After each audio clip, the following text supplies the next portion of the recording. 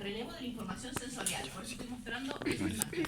Pero recuerden que también es relevo de la información motora, que lo vamos a ver cuando veamos conducta y acciones motoras. Entonces decimos control de entrada y salida de la información, ¿sí?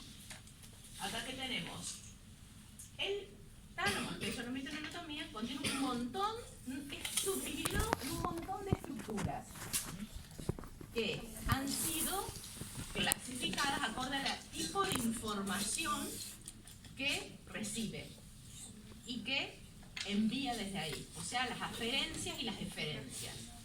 Y entonces lo han dividido en división funcional, parte del tálamo sensorial, parte del tálamo motor, parte de asociación y parte relacionada con el sistema límbico.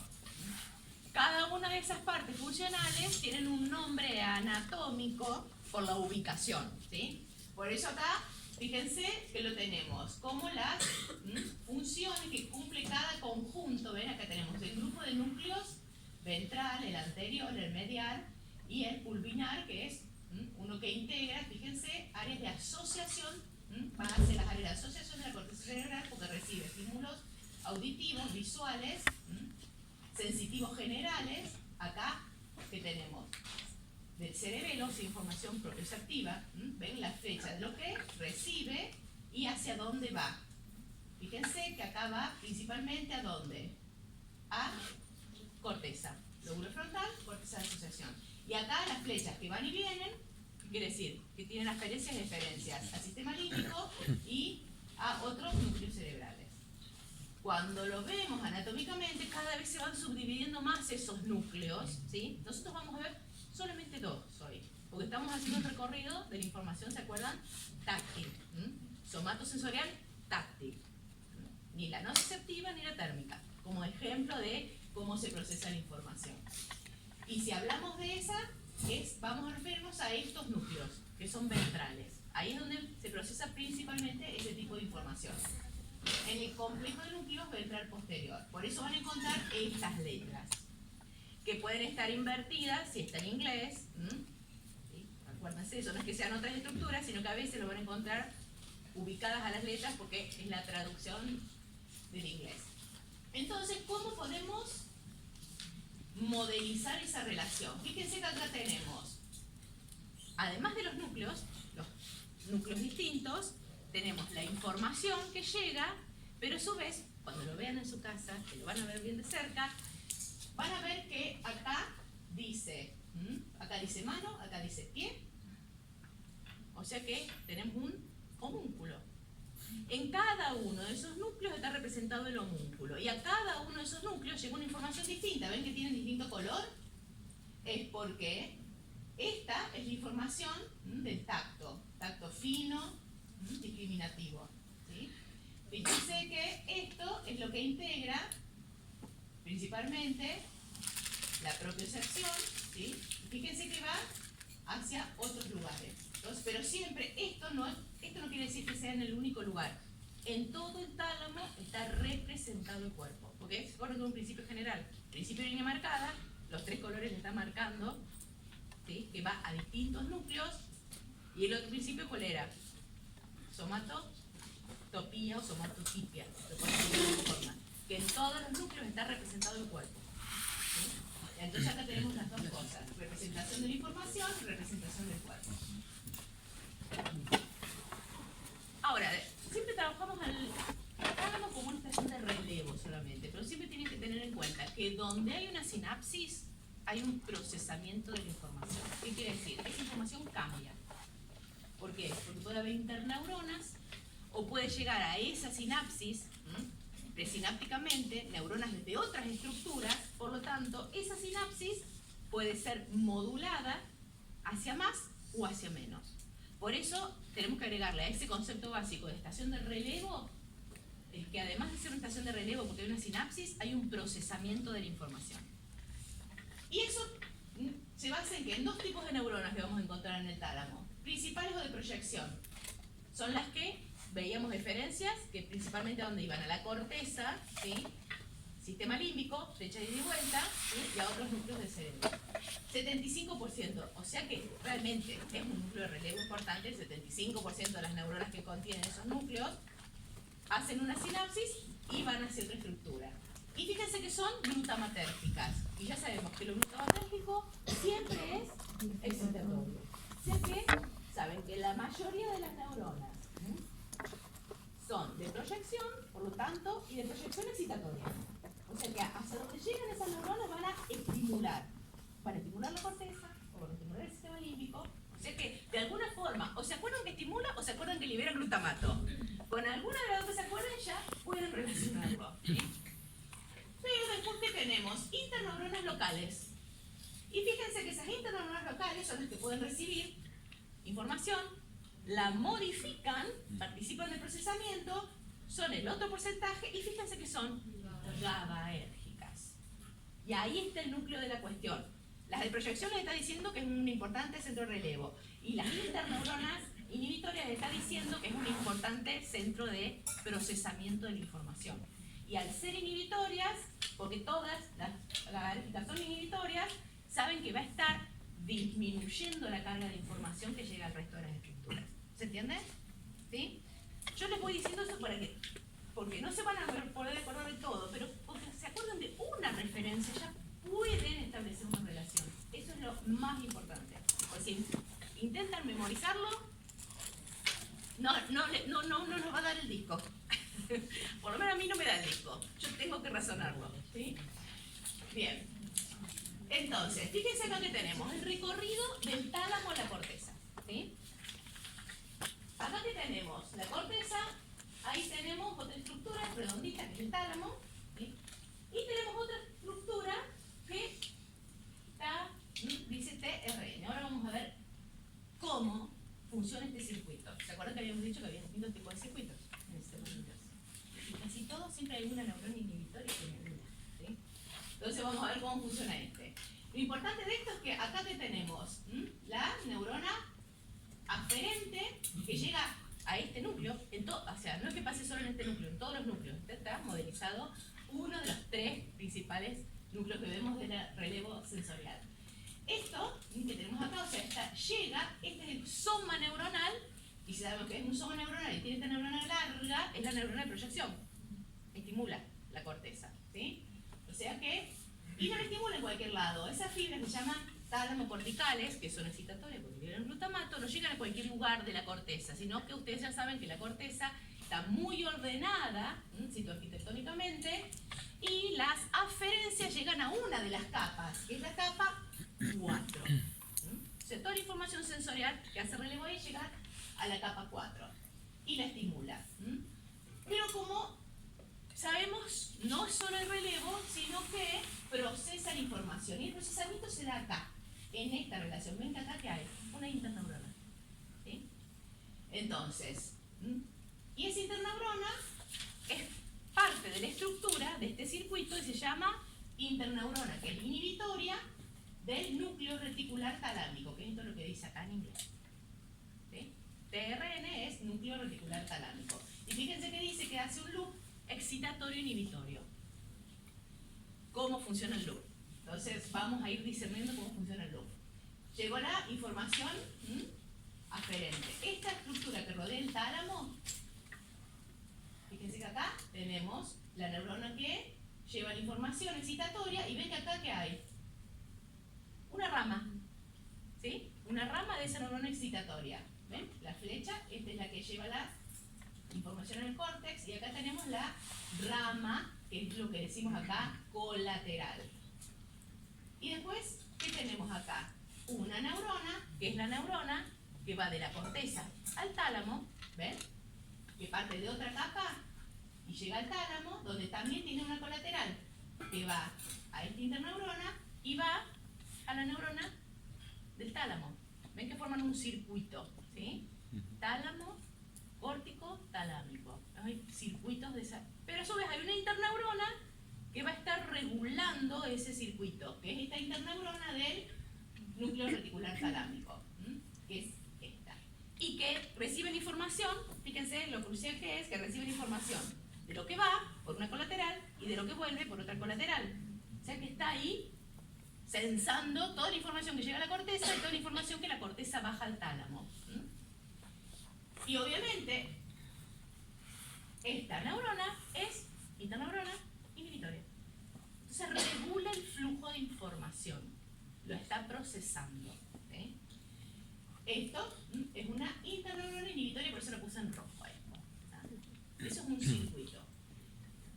¿Por qué es importante esa neurona? Porque le está regulando inhibitoriamente la información que fluye del tálamo a la corteza, ¿sí?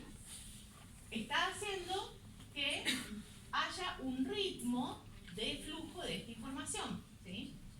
Que esa neuronita que está ahí es la responsable de las oscilaciones que vemos en el electroencefalograma.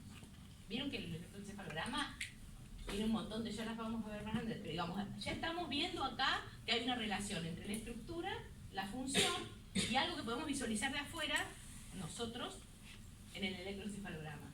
El ritmo es oscilatorio, ¿sí? Y es debido a esta acción, ¿sí? A esta acción inhibitoria. ¿Y por qué es importante? Porque al estar regulando inhibitoriamente el flujo de información, regula los procesos de vigilia y sueño y de atención selectiva. ¿Por qué se lo puse en rojo? Para que se acuerden de ese interneuronista que está ahí, para cuando veamos sueño y para cuando veamos procesos de atención, ¿sí? ¿Verdad? Después, porque acá está todo tan relacionado que después, bueno, ¿se acuerdan del núcleo reticular talámico? Cuando veamos atención y cuando veamos sueño. Entonces tenemos este circuito que es importante entre el tálamo, que se considera, fíjense que reproduce todas las mismas estructuras, y acá tenemos el loop, entonces es excitatorio e inhibitorio. Es información que evidentemente es procesada y es, entre comillas, filtrada por ese circuito excitatorio e inhibitorio, ¿sí? Porque ¿qué quiere decir eso? Cuanto más, piensen, pónganlo en funcionamiento en su cabeza, cuanto más glutamato va por esa neurona que va del tálamo a la corteza, porque recibe mucha información sensorial, vamos a ir al principio. Mucha información sensorial llega al tálamo. Código de frecuencia. Solamente aplicamos código de frecuencia. ¿Qué quiere decir? Aumentó la frecuencia de descarga, se libera más glutamato en la corteza. Pero también se libera más glutamato en ¿dónde? En la interneurona inhibitoria, ¿sí? Por lo tanto, la información que baja y la información que se va a seguir procesando el tálamo va a ser modulada hacia abajo. ¿Se entiende? Por eso decimos que... ¿Cómo? Perdón, la interneurona es GABA, por eso inhibe y la modula hacia abajo. ¿Viste? La glutamato es la que sube y el GABA la interneurona. Por eso se dice que filtra la información, porque cuanto más activo está ese circuito, esa interneurona también está más activa e inhibe la información. ¿La información a dónde llega? A S1. Ya hablamos de S1 cuando hablamos de la forma de localizar el estímulo, ¿se acuerdan? Que es donde encontramos principalmente la representación corporal, el mapa corporal, que está en todas las estructuras. Principalmente nos interesa esta ahora, en la somatosensorial 1, donde tenemos el homúnculo sensorial. Las áreas, ya, ¿se acuerdan que dijimos? Ya adelantamos la clase pasada, que las áreas son plásticas. ¿Se acuerdan que dijimos? No son estáticas, son plásticas. Y dimos el ejemplo que está ahí, ¿sí? Que cuando desaparecen, fíjense, en el primero tenemos la representación de los 5 dedos. ¿Se acuerdan que habíamos hablado de esto? Que en el momento en que amputan o inmovilizan 2 dedos, 2 de esos dedos, solamente 3, que son los 3 que tienen los puntitos, fíjense cómo esas 3 áreas, que son las del medio, aumentan su representación cortical y las otras disminuyen. ¿Por qué? Porque es un proceso plástico. ¿Qué quiere decir eso? Que puede ser modulado y es la base, como dijimos, de la rehabilitación. Esa área somatosensorial 1. Fíjense, ustedes ya reconocen esto. ¿Qué es esto? Que dice 3A, 3B, 1, 2, 5, 7. ¿Cómo se llaman? Hypers. ¿Qué son? ¿Qué son? ¿Áreas B? Rodman. No. Si solamente Broca. Brodmann. ¿Sí? ¿Por qué nos interesa esto? Porque a cada una de esas áreas va a llegar una información y se va a procesar. ¿Sí? Fíjense que tenemos entonces esto que está acá, que es esta circunvolución, es la somatosensorial. O sea, sobre ahí, esos colores ustedes ubican el homúnculo. ¿Sí? El homúnculo está a lo largo de esas áreas. Tenemos 3A, 3B, 1, 2, 5 y 7 ya no son de C1, vamos a ver, de otra área cortical. Entonces, ¿cómo se procesa la información ahí? En S1. Dijimos 3A, 3B, 1 y 2. La citoarquitectura ya la sabemos, es la misma en todas. En todas va a tener las capas y va a llegar siempre a la capa 4 la información que viene del tálamo. Vamos a ver solamente en este caso la información que viene de los mecanorreceptores. Y en este caso le agregamos, el área 3A, que es la de los propioceptores. Porque va a ser necesaria para poder construir la imagen del objeto que esté en contacto con nuestra piel. Que eso es lo que estamos intentando dilucidar cómo se hace. En menor medida llega la información de nociceptores, porque la información de nociceptores, por eso el dolor es difícil de ubicar por momentos. Porque en realidad, bueno, después vieron que les adelanto cosas, en realidad las experiencias del dolor llegan principalmente a otra zona que es la ínsula y S2. Y de S2, ya media procesada, irradia difusamente a S1. Por eso es más difícil que el dolor sea específicamente discriminado. Vamos a usar la palabra específica, discriminado. Bien, y obviamente ustedes ya saben que vimos que cruzaban estas, o sea que va a recibir toda la información propioceptiva, somatosensorial del lado opuesto. Estas serían como características básicas. Ahora, acá tenemos A, B, 1 y 2. Fíjense que esto representa ¿qué? Los dedos de la mano. Dijimos que a lo largo de esas estaba todo el cuerpo. Solo vamos a ejemplificar lo que pasa los dedos de la mano. ¿Qué pasa cuando tenemos un objeto en la mano? ¿Cómo es que se construye en esa corteza la imagen, la percepción de ese objeto que tenemos en la mano? Entonces, fíjense que tenemos un espacio para cada dedo, pero que va tanto de 3B, 1 y 2. Tenemos a lo largo. Y fíjense que tenemos 3A, ¿de dónde viene la información? Dijimos propioceptores, músculos, no de la piel. ¿Sí? Entonces, ahí tenemos que integrar la información que viene de todos los propioceptores, de todos los mecanorreceptores de la piel, que son los que vimos en la clase pasada, de Merkel, de Pacini, de Ruffini. ¿Sí? Todos ellos tienen que ser integrados a través de esas tres áreas. Y se acuerdan que tenían distintas características, lo que le daba distintas capacidades, ¿sí? Porque si tenían cápsula podían adaptarse, si en terminaciones libres no se adaptan, ¿sí? Y entonces acá vamos a empezar a llamarlos rápidos, ¿sí? Y lentos. RA, adaptación rápida, cuando vean la sigla RA, RS, adaptación lenta. Entonces, si tenemos así la representación de los dedos, estas son las vías que vienen, las verdes son información proveniente de receptores de adaptación rápida, la roja de receptores de adaptación lenta. Y fíjense que si bien comparten el espacio en la piel, no van a los mismos lugares en la corteza. ¿Ven? ¿Ven las vías verdes? Llegan a un lugar en la corteza y las vías rojas a otro lugar en la corteza. O sea que ya en la corteza se reorganiza la información en todos los receptores que son de adaptación rápida y los receptores que son de adaptación lenta, en columnas distintas. ¿Sí? ¿Se acuerdan que decimos que la corteza tiene estructura columnar y que tiene todas las capas, las mismas capas, pero llegan organizadas, o sea que la organización es por parte del cuerpo y a su vez cada columna de esa parte del cuerpo recibe organizadamente la información y lo subdivide en dos columnas si es de adaptación rápida y si es de adaptación lenta. Sigue siendo bien organizada la información. ¿Pero en dónde? Acá tenemos, ¿ven? A su vez, en la piel, esos receptores de adaptación rápida y adaptación lenta había algunos superficiales y algunos profundos. Y eso también está representado en la corteza. ¿Ven? Ahí tenemos columnas, ¿ven? RA, que están en la superficie. SA, o sea, los que están en la superficie y los que están profundos. ¿Sí? O sea que la información que viene de este dedo va a la zona del homúnculo, que representa el dedo, ¿sí? Y en esa zona del homúnculo que representa el dedo tiene las columnas separadas para los receptores de adaptación rápida y lenta, pero a su vez los superficiales y los profundos. O sea, la información llega toda disgregada. La tenemos que volver a amontonar para poder construir la imagen. ¿Sí? O sea, lo tenemos que volver a integrar. O sea, que lo que viene de la piel llega crudo así, totalmente disgregado, ¿a qué? A 3D. ¿Representando qué? La piel. ¿Ven que está representada cada pedacito de piel en la corteza? No sé si entienden.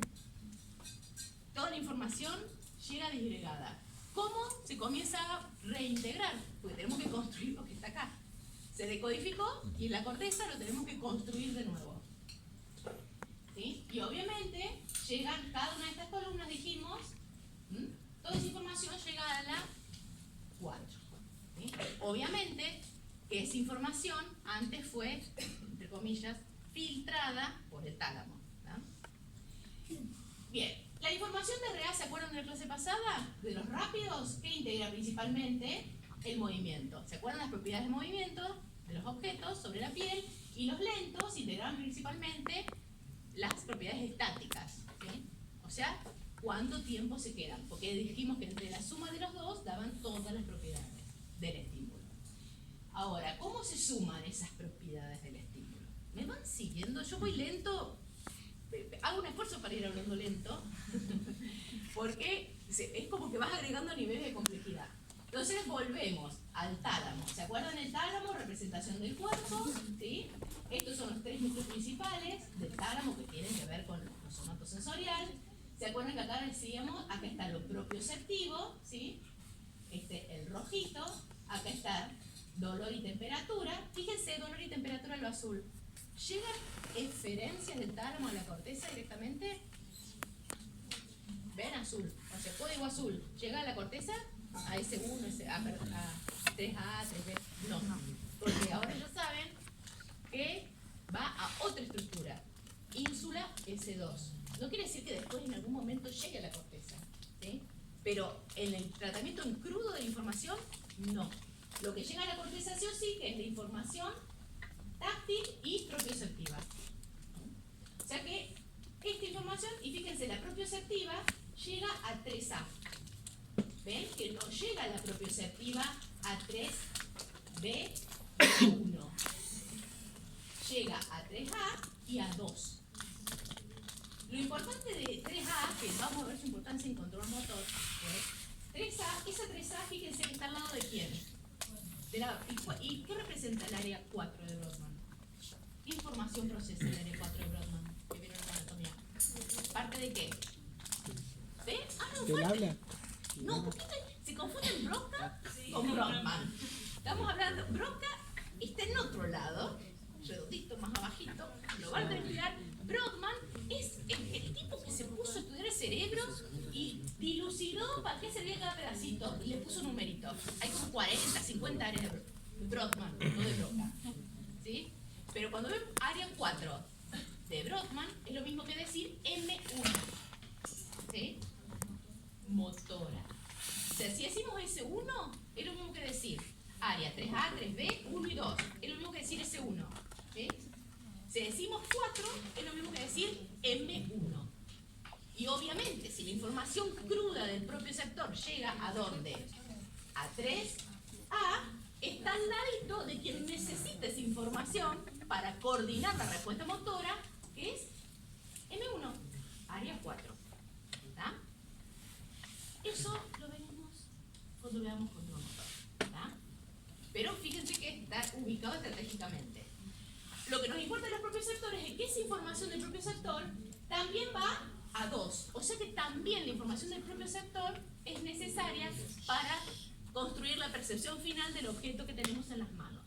El mate, la lapicera, ¿sí? También es necesaria la información propioceptiva, no solamente para el control motor. Entonces vamos a ver cuatro, para simplificar, gracias. Los cuatro momentos más importantes de ese procesamiento. Como digo, es simplificación extrema esto. Extremo. Bien. Primera fase de ese procesamiento cortical de la información sensorial. Obviamente que la información, dijimos, de esos mecanorreceptores organizada en el homúnculo del tálamo llega a donde? Al homúnculo representado en 3B. ¿Ven acá? Lo primero, las del tacto epicrítico. ¿Qué informa ahí? Esa combinación de información de esas cuatro columnas de receptores de adaptación rápida y lenta te terminan informando todos juntos ahí, sumación temporal, espacial, imagínense todos los procesos que ocurren para que te informan textura y borde. La textura y el borde del objeto que estoy sosteniendo. Perdón, así devuelvo. Si no. Bien, el área 3A, ¿sí? Fíjense, dijimos, esto ya se adelante. ¿Listo? 3A. Por ahora, solamente M4 para futuras coordinaciones motoras. Segunda fase del procesamiento cortical. O sea que acá 3B dijimos, llega organizadita, receptores de adaptación rápida, adaptación lenta, superficiales y profundos, logran construir en esa integración en esa área cortical la textura y los bordes del objeto.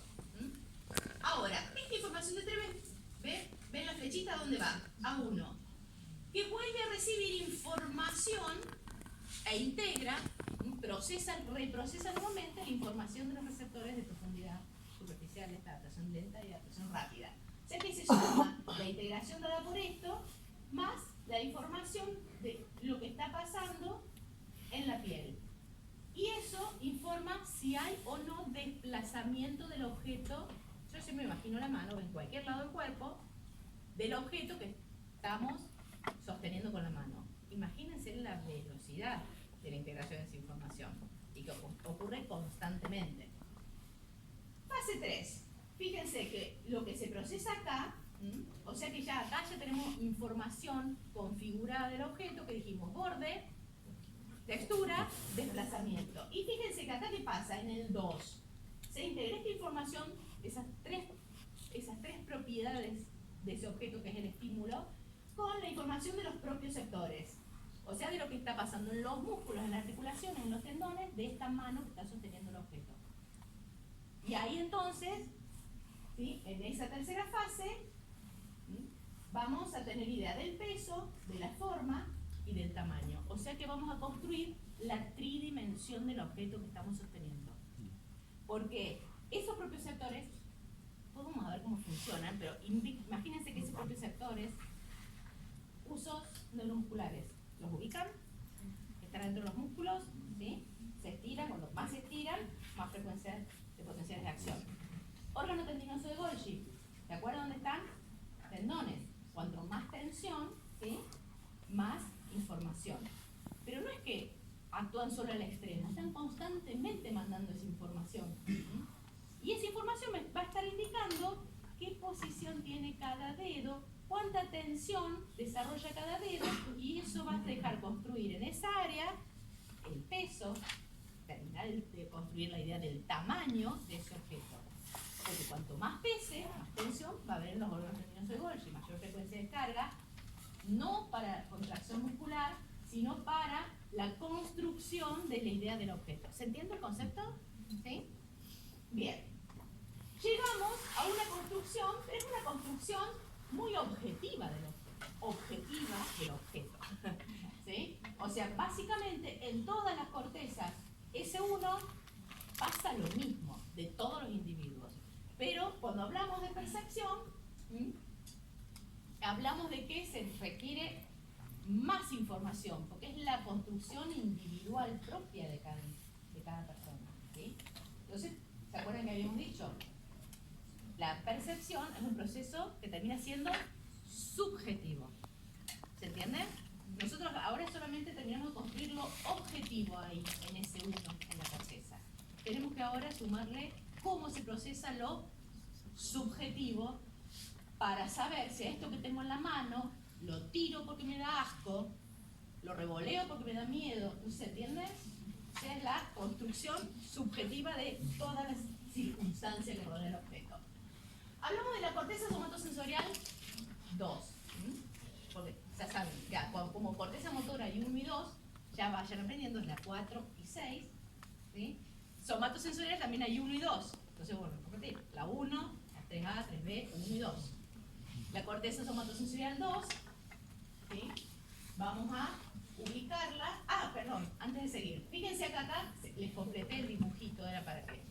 Se lo fui recortando para no darle toda la información junta. Ven, acá está justamente lo que decíamos de el dolor y el calor, que no llega directamente a la corteza, sino que hace una estación en la corteza insular. Pero ahí también se integra información. Y desde esta ínsula, sobre todo dolor, esa información va a ir a dónde? Sistema límbico. Porque nosotros ahora estamos viendo cómo llega. Después vamos a empezar a ver todo lo que pasa con esas cortezas y hacia dónde van, ¿sí? Para poder construir todo. Bien, entonces acá tenemos, ven, en esta corteza insular hay parte de lo que llamamos S2. ¿Ah? Y fíjense, acá está representada S2. ¿Ven? Esto azul es eso nada más, S2. Y esto que tenemos acá, en verde, hoy se ve el cursor, es otra área de procesamiento cortical superior, o sea que integra más información todavía de la que vimos hasta ahora, que es la parietal posterior. Fíjense que son áreas de Brodmann 5 y 7. O sea que vamos sumando estructuras y en cada estructura que se va procesando información le vamos agregando características de ese estímulo. O sea que si hasta ahora teníamos en la S1 la información del peso, el tamaño, la porosidad, la textura, los bordes, ¿sí?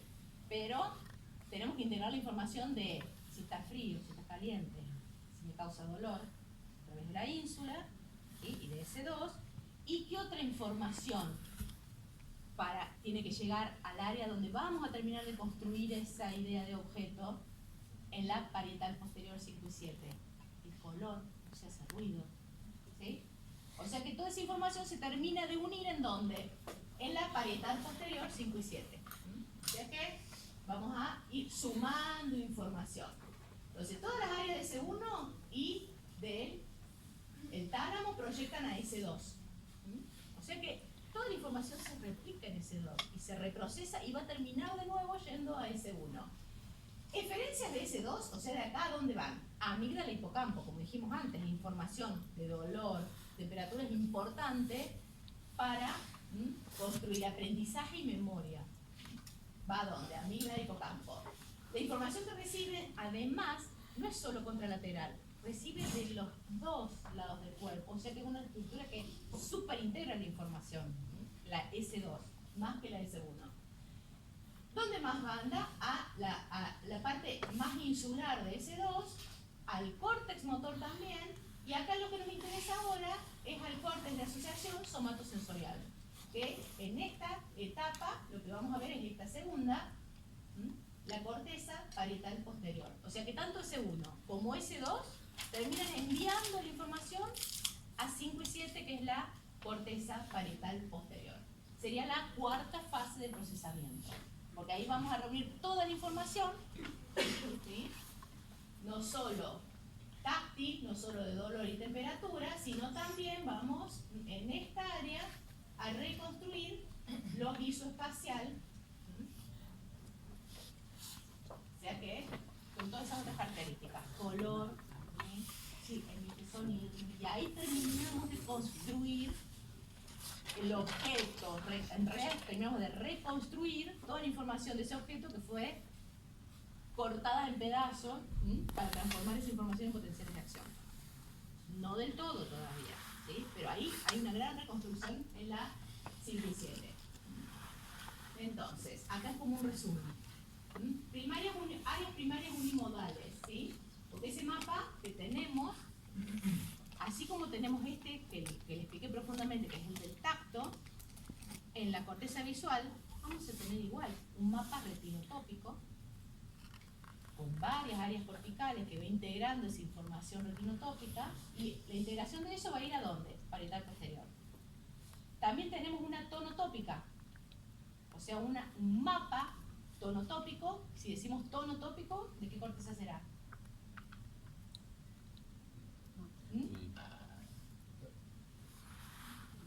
Sensorial estamos hablando, ¿eh? ¿De qué corteza? Porque estamos integrando información sensorial. Retinotópico, de la retina, y construimos la imagen visual.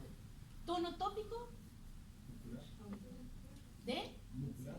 No, porque dijimos auditiva. Estamos construyendo lo sensorial. Es lo auditivo. Hay un mapa de sonidos, de tonos de sonidos en la corteza auditiva.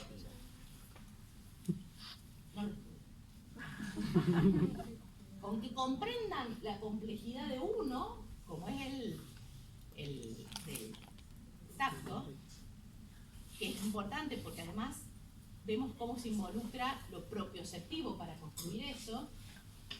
No sé, si alguno quiere ser otorrino, interesa, estudia, ¿sí? Alguno quiere ser oculista, interesa, estudia. Pero no es un objetivo fundamental que conozcan todos los mecanismos de... Con que conozcan uno, basta y sobra.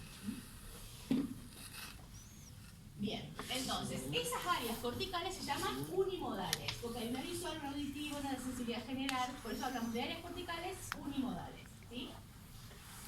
Las áreas secundarias de asociación a esas unimodales son los que integran movimientos o contrastes, por eso hablamos de S2, también hay una visual 2. Después tenemos la asociación polimodal, que sería la parietal posterior, porque se unen varias modalidades sensoriales. Al menos la táctil, la auditiva y la visual. ¿Sí? Y después tenemos áreas donde son polimodales más complejas porque siguen integrando otras construcciones, y fíjense que amplía el área. Pareto, témporo, occipital. O sea que empezamos de S1, le unimos S2, unimos parietal posterior, y toda esa información, más la auditiva, más la auditiva, la visual, occipital, va toda y conforma una gran construcción en la parieto-temporo-occipital. O sea que esa es la quinta fase de procesamiento. Reconstruye polimodalmente lo que está pasando en nuestro entorno.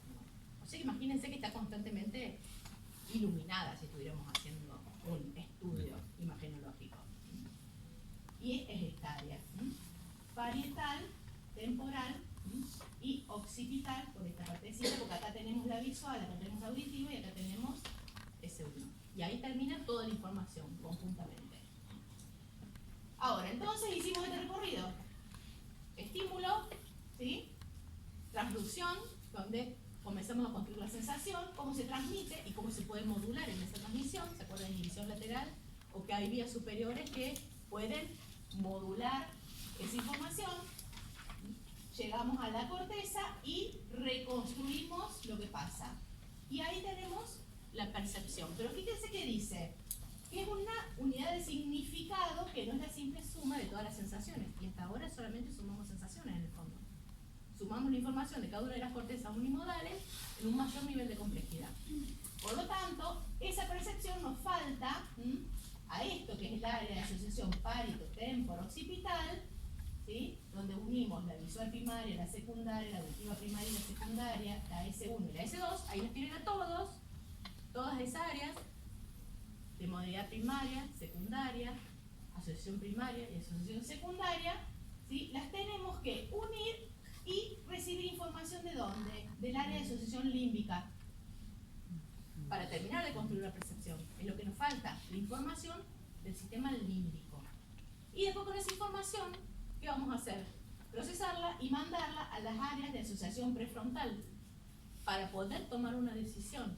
Y si tomamos una decisión en relación a ese objeto, que es una respuesta motora, que es una conducta, tenemos que enviar esa información a las áreas motoras. Y o sea que vamos a hacer toda la vuelta, ¿se entiende? La información le da toda la vuelta al cerebro.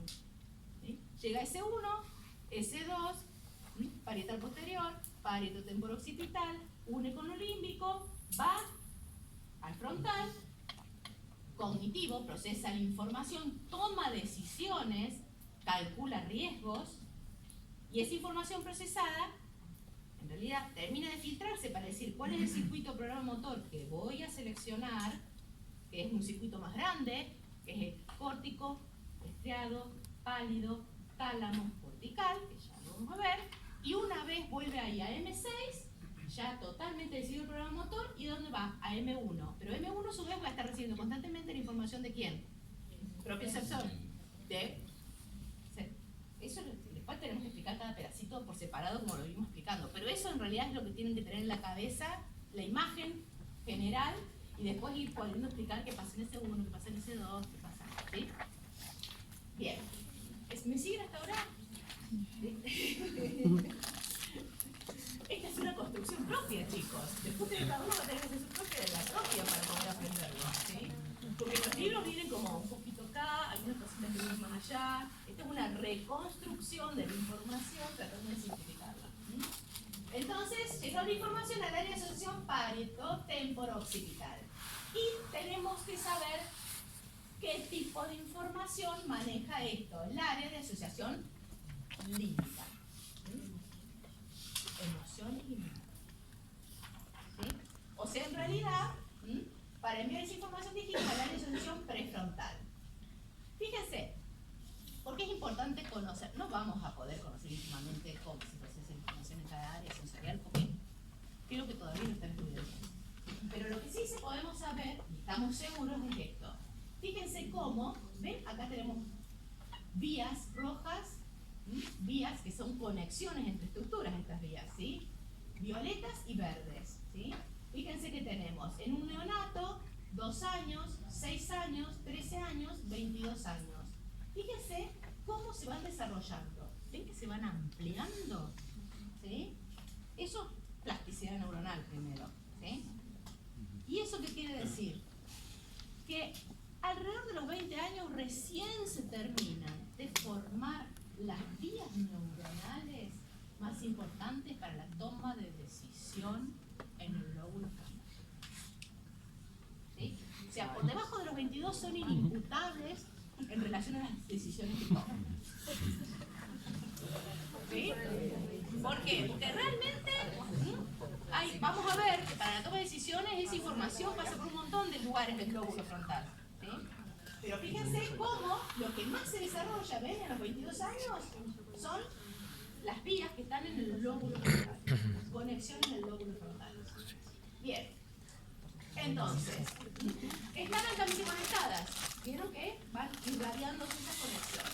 La corteza parieto-temporo-occipital, dijimos, va a la prefrontal. Codifica el ambiente interno y externo. Conexiones parieto-frontales, parietal-frontal, son muy importantes. Y fíjense acá lo que les voy leyendo para que vean. Circuitos segregados de información sensorial específica. Cuando vean la palabra segregado, ¿qué quiere decir? Que van en principio de línea marcada. Cuando ven la palabra segregación, es separación. Lo mismo que se aplicaba en Sudáfrica, ¿sí? Blancos, negros, segregación, acá es igual. La información, cuando vean circuitos segregados, quiere decir que van separados. ¿Sí? Si bien hay interneuronas que los integran, pero son circuitos separados. Vamos a ver, también vamos a seleccionar un ejemplo, pero cuando se procesa la información, hay circuitos netamente emocionales, circuitos netamente visuales, circuitos netamente motores, ¿sí? O sea que, pero van todos en paralelo, pasan todos por las mismas estructuras. Bien, entonces acá tenemos la información, ¿sí? Pasa acá, parieto-temporo-occipital, dijimos llega al lóbulo frontal y tenemos estas estructuras principales en el lóbulo para llegar a M2. Fíjense, esto que representa un estudio imagenológico de las áreas que están activadas en un momento. Fíjense acá que tenemos área parieto-temporo-occipital, representaría, ¿ven? Y fíjense, acá tenemos área dorsolateral de la corteza prefrontal. Van a tener que ponerse con las siglas o escriben toda la palabra. O sea, aprenden la sigla o toda la palabra, ¿sí? Y recuerden que las siglas a veces están al revés o están en inglés, ¿sí? Entonces, esta corteza prefrontal recibe toda la información a su vez de la corteza límbica. O sea, acá tenemos sensorial, cognitivo. Cuando hablamos de frontal, vamos a incorporar la palabra cognitivo. pensamiento puro. ¿Sí?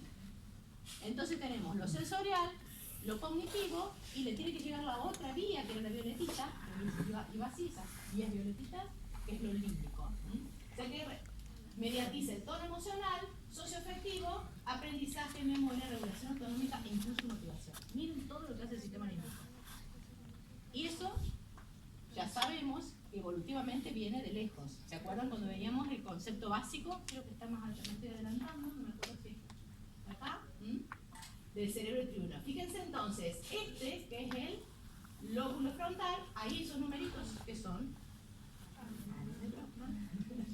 ¿sí? ¿Dónde recibe? De la parietal, acción parietal, esto sería del sistema límbico, y todo esto sería cortical de asociación sensorial. Todo confluye al lóbulo frontal. Entonces, por eso decimos que la percepción es una función cortical, ¿sí? Porque se termina de construir con toda esa información. Y a su vez, sí o sí va a requerir de esa construcción de las vías del sistema límbico. Y esa imagen es lo que se le está representando. El mismo objeto tiene una representación distinta, ¿sí?, en las distintas cortezas. Fíjense que ahí que tenemos, para el mismo objeto, la construcción desde lo emocional es distinta, ¿sí? Y esa es la importancia de la relación con la experiencia, y lo otro es las posibilidades de acción. Por eso representa las dos cosas. La experiencia, el gaucho o el hombre campo, ¿qué dice? El gato para cazar ratones. Sí. Lo habla desde su experiencia y ve la posibilidad de acción motora o de conducta, como más gatos. Se entiende que se construye todo junto. Y la mujer que su experiencia de haber tenido gatos, a lo mejor cuando era en la infancia, y su posibilidad de acción con los gatos, ¿qué es? ¿Se entiende? Cuando hablamos de posibilidad de acción es cuando se termina de construir lo que vamos a hacer. Es parte de la decisión que vamos a tomar, que evidentemente depende de la experiencia. O sea que depende del sistema límbico. ¿Me siguen hasta acá? Bien. Entonces, la subjetividad de la percepción la dan ¿quiénes? Las emociones. Entonces vamos a empezar a recorrer el camino de las emociones. ¿Cómo definirían ustedes lo que es una emoción? ¿Qué es una emoción? No cuáles son las emociones, sino qué es una emoción.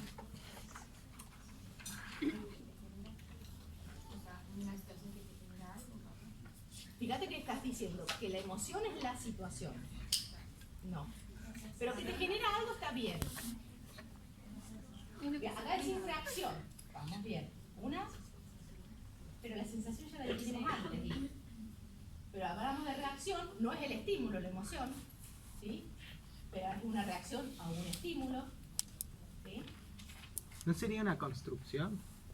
También es una construcción, ¿sí? Por eso el mismo estímulo genera reacciones distintas en los distintos individuos, porque es una construcción la emoción. Pero hay cuestiones que son básicas y primitivas. Porque se acuerdan que el sistema límbico no está en el neomamífero, está en el paleomamífero, ¿sí? O sea que esa construcción está mediatizada por la corteza, nosotros lo leemos como una construcción a través del sistema cognitivo del neomamífero, pero resulta que hay emociones cardinales que son innatas. ¿Qué quiere decir? Que venimos preprogramados para tenerlas. Porque si fueran todas construcciones cognitivas, la expresión de alegría, ¿cómo gritarían un gordo de españoles y los japoneses? De forma distinta. Y resulta que cuando ves cómo reacciona, o sea, la expresión de alegría de un japonés, de un sudafricano, de un keniata y de un inglés, son exactamente iguales. ¿Se entiende? ¿Sí?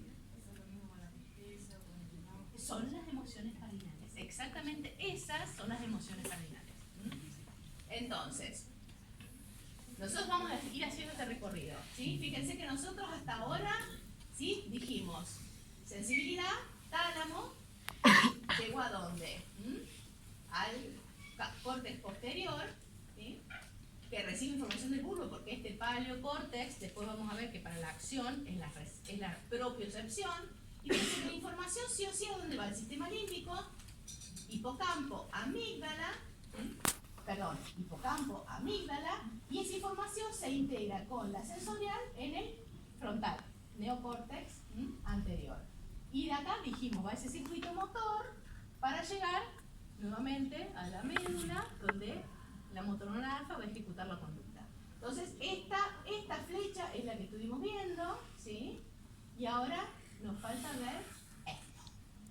Pero fíjense que acá, de este sistema límbico, más allá de esta, ese es el análisis que tienen que hacer cuando crean un modelo, ¿sí? Por lo menos las flechas le están diciendo de dónde a dónde va la información, ¿sí? El ancho de la flecha le va diciendo cuánta información, ¿sí?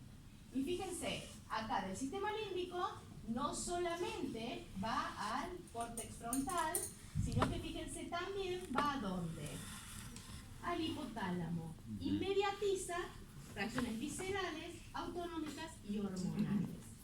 Por eso, de ahora en más, cuando modelicen un eje de secreción de una hormona, porque hablo de eje, porque en el eje tenemos al hipotálamo, ahora pueden dibujar por encima de ese hipotálamo que modula la secreción de la hormona hipotalámica, y es más, por encima pueden llegar a dibujar la corteza sensorial, ¿sí? Y ahí podemos explicar cómo es que algunas situaciones o estímulos o situaciones modifican en más o en menos la liberación de algunas hormonas, ¿sí? Porque no es que el estímulo va al hipotálamo, ¿sí? Porque así podemos explicar por qué en algunas personas aumenta el cortisol en algunas situaciones y en otras no. Porque hay un procesamiento cognitivo de esa información, ¿sí?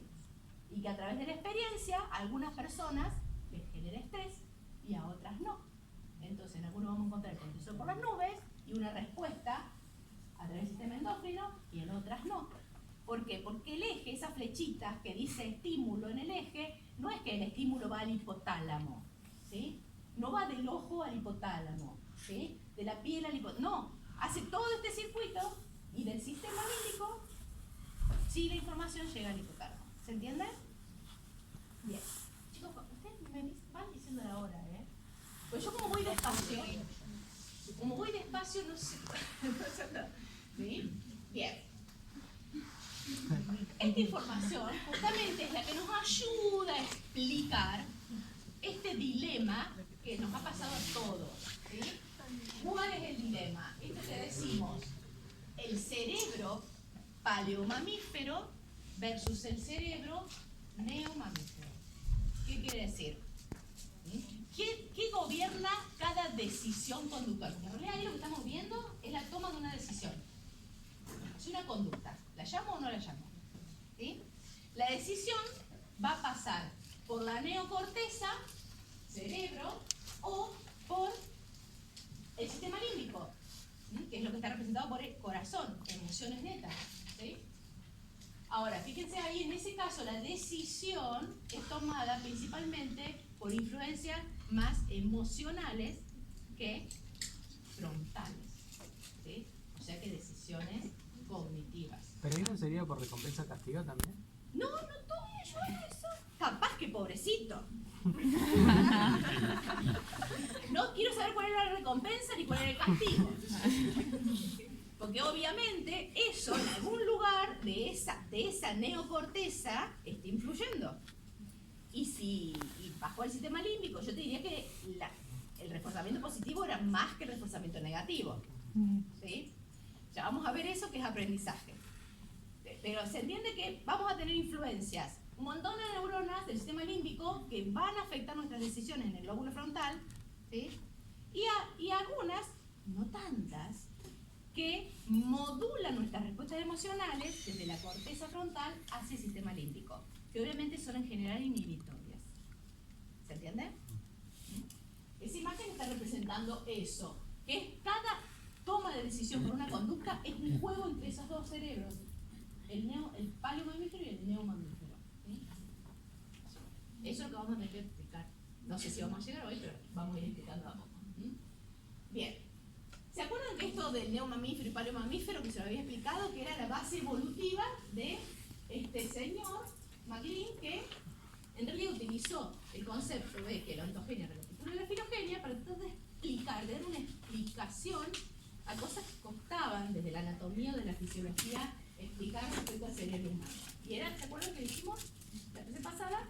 La teoría del cerebro triuno. Entonces acá tenemos el reptiliano, funciones básicas, vitales. Acá tenemos el paleomamífero y el neomamífero. Entonces acá tenemos las tres representaciones funcionales de eso. En el reptiliano, que tenemos instintos, funciones de supervivencia; en el paleo, motivación, emociones básicas; y en el neomamífero, cognición. ¿Cuáles son las estructuras básicas? Tallo, sistema límbico, neocorteza. Y acá justamente es lo que está representado. Reptiliano, paleomamífero, neomamífero. Están representados en el cerebro humano. Y acá serían justamente las representaciones, porque este no, fíjense que este no es el más correcto, ¿sí? Este es un modelo, pero esto sería lo correcto. Reptiliano, paleo y neomamífero. Entonces nos tenemos que adentrar en ese paleomamífero. ¿Cómo se construyen esas emociones? Sistema límbico, dijimos asiento de las emociones. Esperen, esto lo habíamos empezado diciendo que es una emoción, ¿sí? Y dijeron varias cosas. Reacción. Y cuando hablamos de reacciones, ¿qué tipo de reacciones se pueden dar ante una emoción? Después de componer. ¿Qué te pasa? Bueno, negativa o positiva. Pero las reacciones corporales ante una emoción positiva y ante una negativa, ¿cómo son? ¿Por qué? Aumenta la frecuencia cardíaca. ¿Qué más? Te puedes poner inmóvil. La respiración. ¿Qué más? Se puede temblar también. Puedes temblar. La sudoración. Sudoración. Todo eso por quién es manejado. Autónomo. Por el sistema nervioso autónomo. ¿Sí? Entonces la construcción del concepto de emoción ha ido cambiando con el tiempo. A medida que se fueron conociendo las funciones de distintas estructuras del cerebro, han ido cambiando. ¿Por qué?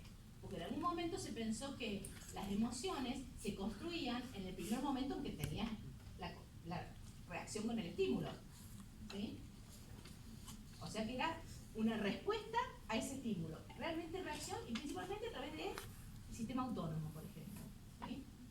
Fue evolucionando hasta que terminó, obviamente, cuando terminan de conocer cómo funciona el sistema cognitivo, se incluye el sistema cognitivo en la construcción de esas emociones.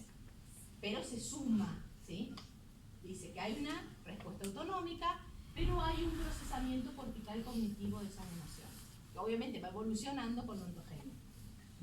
Entonces, ¿de dónde viene la palabra? Movimiento o impulso, aquello que te mueve hacia algo. En realidad ese es el origen de la palabra. Ahora, el concepto es otra cosa, ¿sí? Fíjense, quedó reacción subjetiva. Fíjense que ya de acá de objetivo no hay nada, totalmente subjetivo, por ser individual, al ambiente, acompañada de cambios neuronales y hormonales, y el origen tiene que ver con el procesamiento cognitivo y la experiencia, ¿sí? O sea que vamos a ver cuáles fueron las principales tres teorías de la emoción, cómo fue evolucionando ese concepto. En 1884, los primeros que empezaron a estudiar la emoción, ¿qué dijeron? La emoción se crea a partir de la reacción fisiológica o respuesta al estímulo. Era medio como lo que ustedes dos pensaron al principio. Obvio, lo primero es sí, la primera vez que sentiste la emoción es que estás creando en ese momento. ¿Sí? Eso fue el primer concepto. Después Cannon, acuñó el término más fácil, el 920 dice que los estímulos externos son procesados por el tálamo, no es una respuesta solamente del sistema nervioso autónomo. ¿Sí? Va hacia el córtex e hipotálamo y tiene efectos excitatorios independientes y simultáneos. ¿Sobre qué? El córtex y el sistema autónomo y somático. Por eso dice el sentimiento, el divide entre el sentimiento de la emoción, ¿sí? Y la expresión de la emoción. Ya complejiza la cosa. ¿Sí? En el córtex se construye un sentimiento respecto a esa reacción y sigue tomando la idea de que la reacción es a través del sistema nervioso autónomo. Entonces, definimos el sentimiento como componentes conscientes de las emociones. ¿Sí? A través de esas emociones construimos los sentimientos. Bueno, la teoría actual que se sigue manejando es que hay una evaluación cognitiva de la situación y a partir de ella pasa a estas dos etapas. O sea que sí o sí hay un procesamiento cognitivo. Y para fundamentar esa idea, esto sí lo vieron en una comida. Yo sé que lo veía, pero no sé qué pasó. El ruido de papes justamente es el que trata de explicar, ¿sí?, esta relación entre el estímulo que va a generar una emoción, el tálamo que procesa, porque es información sensorial, obviamente el estímulo, que va a llegar a la corteza somatosensorial, va al cíngulo, a la corteza del cíngulo, ¿sí?, donde el sistema límbico, esa corteza del cíngulo es parte del sistema límbico, donde pasa a generarse la experiencia de la emoción, que sería esa transpiración, ese aumento de la frecuencia cardíaca, dependiendo del tipo de emoción. Obviamente que esa información, a través del hipocampo, donde se registra en la memoria esa reacción y esa emoción, pasa al hipotálamo, que también es parte de esa respuesta corporal, y del tálamo anterior se mantiene este circuito reverberante, donde mantenemos la identificación de esa emoción para poder recuperarla cognitivamente en el momento que estamos ante el mismo estímulo emocional, ¿sí? Obviamente que entonces activa distintos sistemas y la información termina en el hipotálamo, que da una respuesta endócrina, y el sistema nervioso autónomo, que va a regular también el hipotálamo. Bien. Corteza cerebral conecta con el cíngulo, parte del sistema límbico, comunica con el hipocampo, y el hipotálamo envía esa información al cíngulo a través de los cuerpos mamilares y el tálamo, núcleo talámico anterior. O sea que le han ido agregando estructuras a ese circuito de papel básico, le han ido agregando estructuras que participan de este circuito. Fíjense toda la estructura que nombramos. Estamos hablando solamente de una emoción. Bien. ¿Sí? Entonces, fíjense, después hasta ahora eran todas estructuras subcorticales, pero incluyeron que había un procesamiento cognitivo. Por lo tanto, ¿a quién faltaba incluir en este circuito de las emociones? A la corteza. Dos áreas principales: órbito frontal, es órbito frontal o prefrontal orbital y medial. ¿Por qué dice calibración fina de las emociones y percepción de la emoción de otras personas? O sea, es cuando tenemos la capacidad de cognitivamente discernir qué emoción estamos sintiendo, más allá de la expresión autonómica y hormonal, y a su vez poder identificar en el otro qué emoción está sintiendo. Eso es empatía. ¿Sí? Proceso netamente cognitivo. O sea que se puede desarrollar, se puede mejorar, se puede ampliar, empezar una práctica para poder desarrollar eso en relación a sus pacientes. Un proceso cognitivo. Poder identificar qué emociones se están desarrollando en el otro individuo. Y obviamente participa el estrés ventral y la amígdala para expresar esas emociones. Pero esas emociones que ya tuvieron un paso por el sistema cognitivo, por eso va al estriado, entonces es una decisión conductual.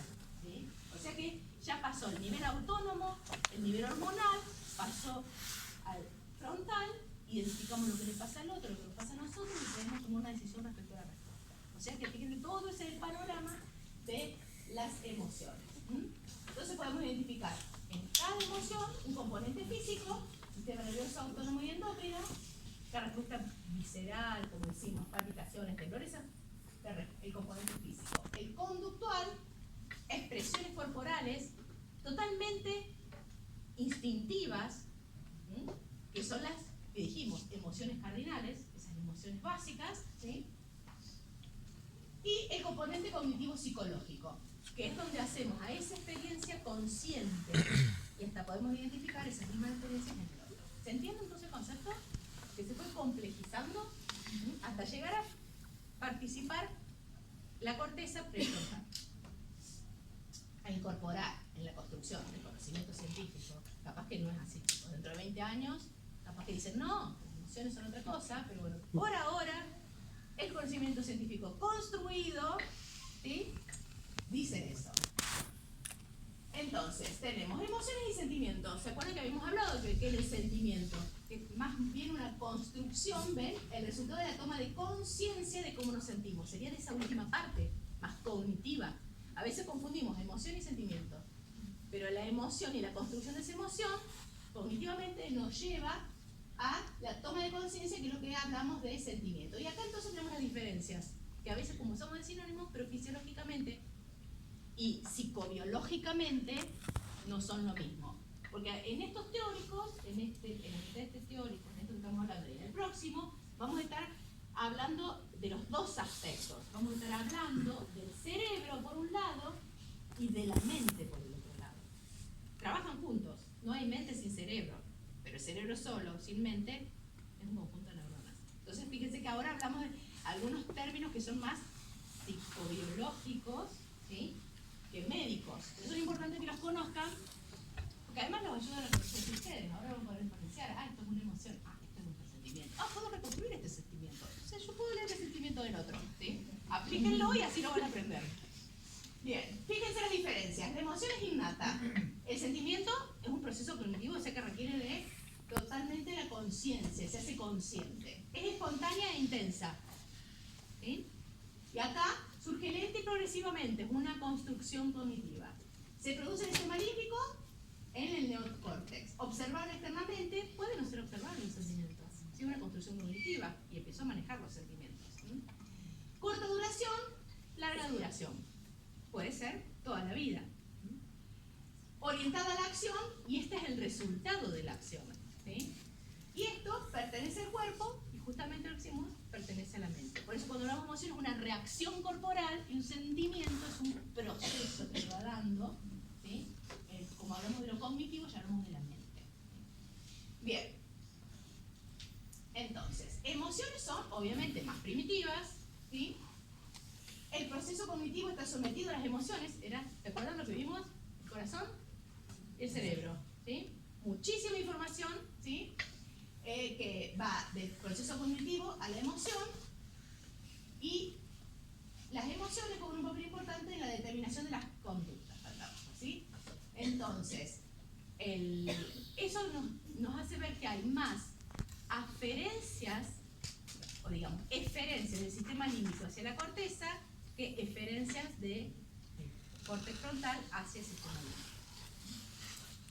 ¿Y por qué lo pongo a este hombre? Pues yo soy fanática de Darwin, porque me explica muchas cosas. Si conozco lo que dijo Darwin y lo que pensó Darwin, más allá que cambió la forma de pensar. Él fue uno de los primeros que empezó a estudiar las emociones como una necesidad para validar su teoría de la evolución. Porque cuando tiró la onda esta de che, evolucionamos de los monos, casi lo matan. Porque todo el mundo pensaba que éramos a imagen y semejanza de Dios. Entonces no podemos provenir del mono. ¿Cómo puedo validar? Porque era una idea. Tenía que ver la forma de que esa idea pueda validarla experimentalmente. ¿Se entiende? ¿Qué pensó para poder validarla experimentalmente? Si descendemos del mono, que estamos irradiados por esa evolución, tiene que haber alguna cosa que se exprese de la misma forma en todos los humanos. Porque ya está preconfigurado en el cerebro en el momento en que nacemos. ¿Se entiende? ¿Y entonces en qué pensó? En las emociones. Por eso utilizo el estudio de la expresión de las emociones para validar su teoría de la evolución. La habilidad de sentir, expresar y leer emociones es única de los humanos, por ello no podemos haber descendido del mono, es lo que le decían. Y entonces, ¿qué hizo él? Voy a refutar esa idea, porque así tengo mucha más fuerza para mi teoría de la evolución. ¿Qué utilizó para eso? Le pidió las fotos de los estudios de Duchenne, que qué estudiaba él. Fíjense que hay en las épocas en donde no había comité bioética, como digo yo, ¿qué pasaba? Tenían un paciente voluntario y Duchenne que estudiaba los músculos de la cara. cuántos músculos y cómo, a través de estímulos eléctricos, se contraían esos músculos. ¿Sí? Entonces, ¿él qué hizo? Le pidió las fotos que tenía, porque la hipótesis que tenía que era que había una serie de emociones cardinales que se expresan en todos los humanos de la misma forma. Por lo tanto, tenemos que poder leerlas, ¿sí?, de la misma forma. Entonces le pidió las fotos que se parecían a expresión de emociones para que mucha gente las leyera y le dijeran: ¿qué estás leyendo? ¿Qué pensás que siente o qué emoción siente esa persona en la foto? ¿Sí? Y como era una misma foto, no había dudas de que pasaba. Entonces, bueno, esos son detalles que me gustan a mí. Lo primero que hizo fue invitó a un montón de gente a comer en su casa y le mostró las fotos. Y le decía: ¿para vos qué hace? ¿Qué expresa esto? Entonces empezaron a decir lo que expresaban esas fotos. Y estas eran las fotos que mostró. Entonces, ¿sí?, decían alegría, susto, tristeza, ¿sí? Todos leyeron lo mismo. Dijeron: bueno, pero son todos amigos míos, son todos ingleses, quieren siempre a mi casa, quieren quedar bien conmigo. Entonces, ¿qué hizo? No, vamos a mandarla a Sudáfrica, a la India, a Japón. Son las mismas fotos. ¿Qué hizo? Como un estudio multicéntrico, ¿sí? Básicamente, casi como un estudio clínico multicéntrico. Y resultó que casi todas las respuestas que recibió eran de la misma lectura. O sea que él, a través de eso, estableció que la expresión de las emociones en el humano están prehechas y pueden ser leídas en el otro instintivamente. Obviamente que lo comparó con otras especies. Dijo: bueno, si venimos del mono, en el mono debe haber expresiones de emociones parecidas a las nuestras. ¿Sí? Y obviamente que hizo ese estudio también. ¿Sí? Y es más, después lo volvieron a hacer. Entonces, ¿qué encontraron? Que sí, que en los simios superiores la expresión de las emociones es muy... O sea, nosotros podemos identificar lo que está sintiendo ese mono. No en todas las especies, ¿sí? Pero bueno, el mono es uno de los más utilizados.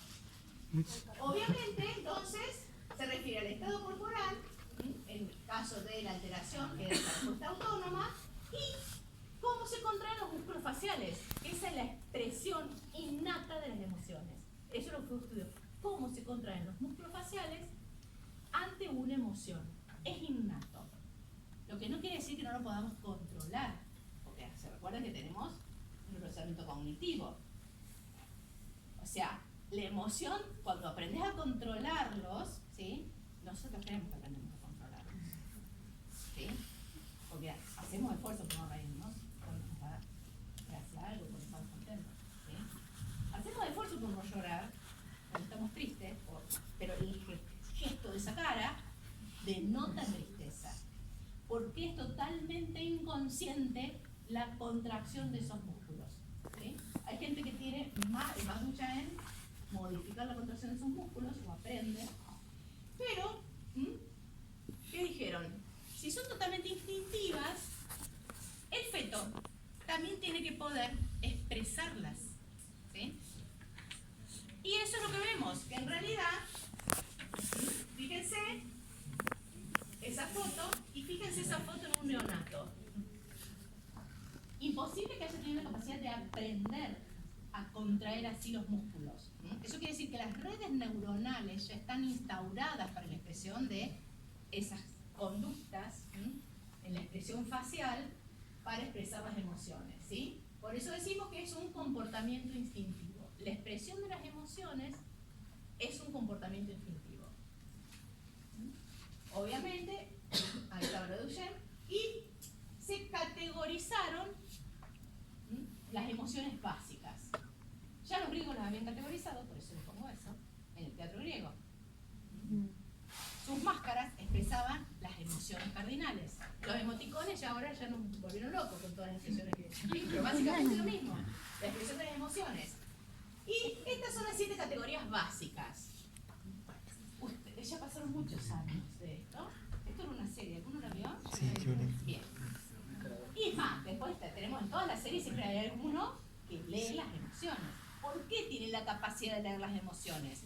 Porque cuando se desata esa emoción, esa expresión facial, por más que la queramos controlar, de alguna forma, cuando bajamos el nivel cognitivo por otra razón, se expresa. Y eso es lo que hacen ellos, ¿sí? Entonces, acá tenemos las características básicas que utilizan para reconocer facialmente la emoción. Acá tenemos, ¿sí? Fíjense, disgusto, miedo, ¿sí? Alegría, tristeza, sorpresa. Entonces, porque cada músculo instintivamente es contraído en la expresión de esas emociones, que fue justamente lo que pudo discernir, ¿sí?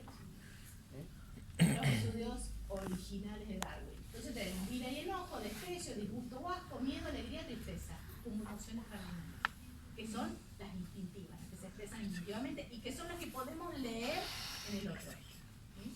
A través obviamente de procesos cognitivos. Por eso no se pueden experimentar ni dejar de hacerlo voluntariamente. Podemos hacer una sonrisa de que nos causa alegría, pero no es la misma sonrisa que la de la emoción. ¿Se entiende? El que sabe leer, yo no, pero el que sabe leer sabe cuando es falsa esa expresión de alegría, porque cognitivamente, obviamente, podemos hacer. Y no es lo mismo que la sonrisa o los músculos que se contraen instintivamente en la expresión de esa alegría. Por eso decimos que no se pueden experimentar ni dejar de hacerlo, controlar totalmente esa expresión. Puede controlarse hasta cierto límite, por eso podemos hacer una sonrisa falsa, porque en realidad el otro está alegre y nosotros no estamos tan alegres por lo que le pasó. Eso sería un control cognitivo hasta cierto nivel. Alteran la atención, las emociones alteran la atención, que va a ser nuestro próximo tema, y hacen que se expresen ciertas conductas y que se activen redes neuronales de memoria, ¿sí? O sea que muchas veces a través de las emociones podemos traer al circuito cognitivo hechos del pasado, a través de la memoria. Pueden ser más rápidas que las interpretaciones de la situación, o sea que hay emociones, hay estímulos que generan emociones tan fuertes que bypassean ese último tramo que es el cognitivo y van directamente a la expresión facial, a la expresión del sistema autónomo, a la expresión verbal, ¿sí? O sea, quiere decir que en ese caso ninguna de las eferencias del córtex moduló la expresión de las emociones. ¿Qué sería como un trauma? No, esa es la auténtica. Que te puteo y después me arrepiento. La emoción, la reacción de decisión rebasó el procesamiento cognitivo, ¿sí? Entonces, cuando hago el procesamiento cognitivo, decimos, pasa constantemente, ¿sí? Esta relación entre lo cognitivo y lo emocional, que son esas vías que ascienden y las vías que descienden, ¿sí? Algunos dominan las vías que ascienden del sistema límbico y otras veces dominan las que descienden del sistema cognitivo. Profe, ¿y puede ir de lo externo a lo interno? Es decir, viste que dicen que si vos sonreís mucho, te miras al espejo y sonreís, te vas a poner contento, o que es como un estímulo para estar bien. ¿Puede ser de esa manera como al revés? No sé. Porque esto es la expresión de una emoción, es la reacción en el fondo, que podés modularla a través del sistema cognitivo. De lo que vos estás hablando sería de la construcción de la emoción, del sentimiento. ¿Se acuerdan que era más consciente? ¿Sí? Te lleva tiempo. Yo nunca lo practiqué. Pero viste que lo dicen. Por eso, yo nunca lo practiqué. O sea, a lo mejor sirve, no sé. Ahora hay muchas teorías, por eso. Las teorías de la mente son muchas. Yo nunca lo practiqué. Pero eso sería como la construcción de estoy contento. Pero bueno, si los hechos te están diciendo otra cosa y el sistema cognitivo te está diciendo otra, por más que sonría. Porque es lo interno, o sea, lo emocional límbico, lo que en algún momento va a salir. ¿Sí? Más allá de tu propia construcción, porque nos construimos cada historia cognitivamente, y en algún momento la reacción emocional va a terminar saliendo. Entonces, bien, el chico dice, ¿no? -40. ¿Hasta el profe fuera? Ah, bueno, entonces terminamos. El lunes seguimos con conducta y comportamiento. ¿Qué? ¿Qué? Ah, pensé que estaba ahí para hacer 5. Ah, bueno, entonces definimos conducta y comportamiento y la clase que viene. ¿Por qué les puse esto? Porque conducta o comportamiento. En realidad, ¿por qué le pongo una cuestión de semántica? Cuando ustedes en la definición de la palabra conducta, dice conducida o guiada. Todas las manifestaciones, serían acciones motoras, conducidas por estímulos internos o externos, que se manifiestan en forma de movimiento o por ausencia de movimiento. Fíjense que cuando hablamos de conducta es como que el estímulo guía la acción motora. ¿Sí? Cuando hablamos de conducta, conduce. Cuando hablamos de comportamiento, dice proceso continuo que es expresión de la personalidad. O sea que ya al decir personalidad estamos hablando de algo más, ¿sí? De un acto motor, sino que evidentemente de una construcción cognitiva. Por eso, en general, cuando hablamos de animales, hablamos de conductas, y cuando hablamos de personas, hablamos de comportamientos. El problema es que a veces en los libros, el traductor lo analizó biológicamente y usa la palabra conducta y comportamiento como sinónimo. Sobre todo porque digo el traductor. Porque generalmente los libros son traducidos del inglés y en inglés hay una sola palabra, behavior. ¿Sí?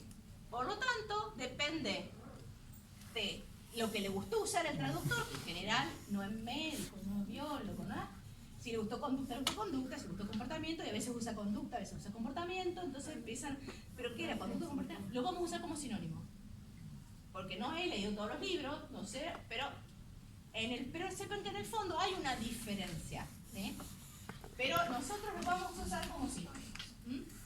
Entonces, a partir de la clase que viene, ¿se acuerdan que habíamos visto en la clase pasada esta definición? Función del sistema nervioso, recoger información del entorno y del medio interno, lo estamos viendo, procesarlas, reconstruirlas, llegamos a la corteza, la comenzamos a reconstruir, y lo que vamos a empezar a ver es esto, la clase que viene. Cómo se integra programas ya instalados por la evolución, o sea, por las cosas que ya están, como las emociones, como la expresión de las emociones ya están instaladas evolutivamente en nuestras redes neuronales. O por el aprendizaje, que es lo que vamos a empezar a ver la clase que viene, y usar la información para guiar conductas con el entorno. O sea, la acción motora, que es lo que nos va a determinar poder visualizar el comportamiento de la conducta. Ya que nos falta toda la otra mitad de la definición. Empezamos la clase que viene con esto.